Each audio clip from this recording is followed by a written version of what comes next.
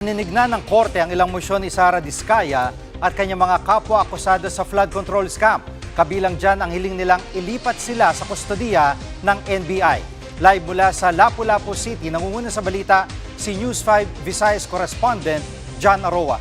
John, personal bang dumalo si Diskaya sa pagdinig?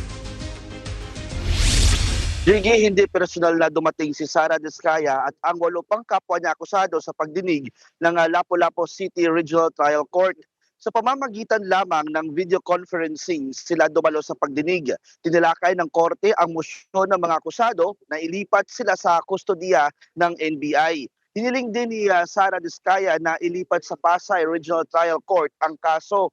Hiniling naman ng mga akusadong dating opisyal ng DPWH na ilipat ang kanilang mga kaso o ang kanilang kaso sa korte sa Davao Occidental. Kinwestiyon din ng depensa ang pagtatalaga ng Korte Suprema ng Special Court na didinig sa mga kaso. Narito ang pahayag ng isa sa mga abogado ng mga akusado. The case should be filed in a court where the crime was committed. You cannot just file it in any court. Change of venue does not apply because, number one, there was no motion. There should be a proper motion and the party should be heard, which was not done in this case. John, may desisyon na ba ang korte sa mosyon ng mga akusado? Higit sa ngayon, nakabinbin pa ang pasya ni Presiding Judge Nelson Leyco kung aaprobahan ba itong motion to quash, pati ang paglilipat ng kaso sa ibang korte. Posible na ilabas ang desisyon bago mag-Enero at 30.